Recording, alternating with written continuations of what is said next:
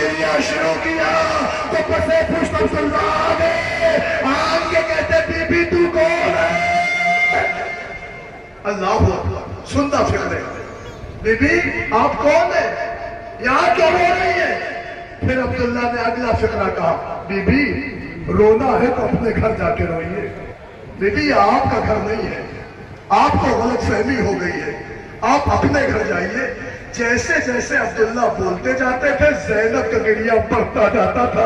شاید تم یہ احساس نہ سمجھ پاؤ ارے جب کوئی خوابوں میں ٹوٹ جاتا ہے نا جب کسی اپنے کی آواز سنتا ہے تو تڑپ جاتا ہے عبداللہ نے کہا بی بی یہ تیرا گھر نہیں ہے یہ علی کی بیٹی زینب کا گھر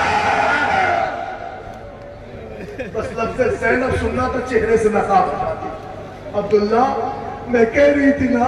جب زمانے نے نہیں پہچانا تو اب تم بھی نہ پہچانو گے اے عبداللہ بھائی زینب اب جو دیکھا تو چہرے پہ چھریاں کمر خمیدہ عبداللہ تڑپ گئے بال سفید بی بی آپ ہیں علی کی بیٹی آپ ہیں رو کے کہتی عبداللہ آپ کیوں پہچانو گے جو زینب اچھل کے آئی عبداللہ میرا باجایا ذبح ہو گیا عبداللہ میرے عباس کے بازو کاٹے گئے اے عبداللہ میرے اکبر کا سینہ چھنا عبداللہ میرا یتیم چار خاصے کربلا کے بندے پامال ہو گیا روئی زینب عبداللہ نے دیکھا شہزادی دھوپ میں نوجوانوں دھوپ میں میں ایک مرتبہ برداشت نہ ہوا کبھی بھی پہلے اپنی جان بچائے دھوپ سے اٹھے حجرے میں چلے بی بی اپنے آپ کو سنبھالے حجرے میں چلے بی بی اٹھے یہ کہہ کے عبداللہ آگے بڑھے اب جملہ سننا آگے بڑھ کے عبداللہ نے چاہا کہ علی کی بیٹی کے بازو پکڑ کے سہارا دے کے اٹھائے جیسے جھک کے زینب کے بازو پہ ہاتھ رکھا چیخ پڑی علی کی بیٹی عبداللہ رسیوں کا ساتھ اے عبداللہ کربلا سے کوفہ کوفہ سے شام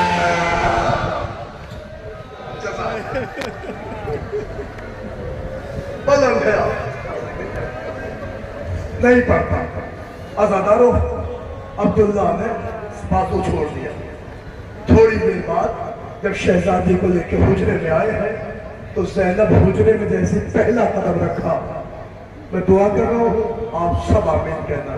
جتنی بھی میری مائیں ہائی ہیں بہنیں ہیں خدا ان سب کی اولاد کو اور محمد کے صدقے میں زندگی دے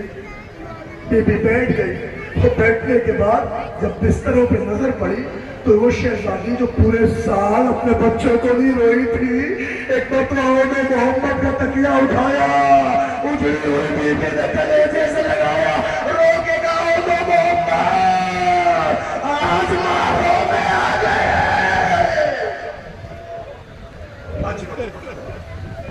اجرت بدلتا بس بہت وقت لے لیا نا میں نے زیادہ مسائل پڑتی ہے بڑی دیر سے کھڑے ہونا تکلیف ہو رہی ہوگی جوانوں ہوتا ہے جب زیادہ دیر کھڑا رہتا ہے تو کبھی اپنا ایک پیر اٹھاتا ہے کبھی دوسرا اٹھاتا ہے کمر میں درد ہونے لگتا ہے کتنی دیر سے کھڑے ہو سکتا ہے کوئی یہ کہتے کمیٹی کا ممبر کہ آپ جوانوں کی بات کر رہے ہیں پردے دار ماں بہنیں بھی تو کھڑی ہیں ہاتھ چھوڑ کے کہہ رہا ہوں ماں بہنوں کتنی دیر سے کھڑی ہو کتنی دیر سے 1 گھنٹہ بھی تو نہیں ہوا سوچو تمہارے ہاتھ خالی ہے سر پہ ردا ہے سوچو اس بی بی کا کیا عالم ہوگا جس کے بازوؤں میں رسل تھی ارے کوفے کے بازاروں میں سونا سونا زانے زینب پاپا مر جانے کا مطلب سوچو کتنی دیر کھڑی رہی ہے علی کی بیٹی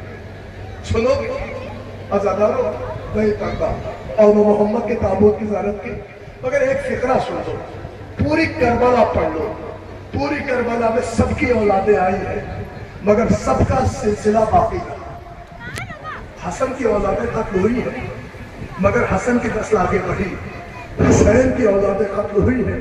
مگر حسین کی نسل آگے بڑھی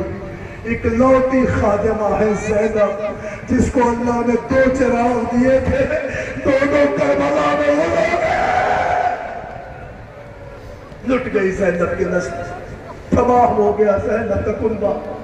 بجھ گیا زینب کا چراغ عزیزو زینب کے بچوں کا ماتم ہو چکا کتنے تابوت زیارت ہوئی 11 متوجہ ہے؟ عقیل کی اولادوں کا ماتم، علی کی اولادوں کا ماتم، زینب کی اولادوں کا ماتم، اب وقت نہیں لینا، زینب کی اولادوں کا ماتم۔ آؤ ایک اور غریب کی اولادوں کا تابوت دیکھو، سنو کہ 3 تابوت آئیں گے۔ ایک وہ جو وقت شہادت امام حسین جسے شمر نے تماچا مارا اور حسین کا بھتیجا تڑپ کے زمین پہ گرا، حسین تیروں میں پوچھے تھے، رو کے کہتے تھے ظالم یہ یتیم ہے، یہ یتیم حسن ہے۔ اللہ اکبر۔ ابو بکر بن حسن، عبداللہ بن حسن، کانپور کی یووا یونٹ کے تمام جوانوں سے میرا یہی خطاب ہے، سب سے پہلا جملہ یہی ہے کہ بھائی ہاتھ چھوڑ کے کہہ رہا ہوں کہ ہماری آزاداری ہمارے سلیقے سے پہچانی جاتی ہے، لہذا ہاتھ چھوڑ کے کہہ رہا ہوں کہ ہمارے ہاں کوشش کیا کرو کہ جتنے بھی آزادار آئے، جتنے بھی زوار آئے، ان کی خدمتیں کرنے کی کوشش کیا کریں، کسی کی شان پہ ہجو نہ ہونے پائے، کسی ایک آئے ہوئے ظاہر حسین کو تکلیف نہ ہونے پائے۔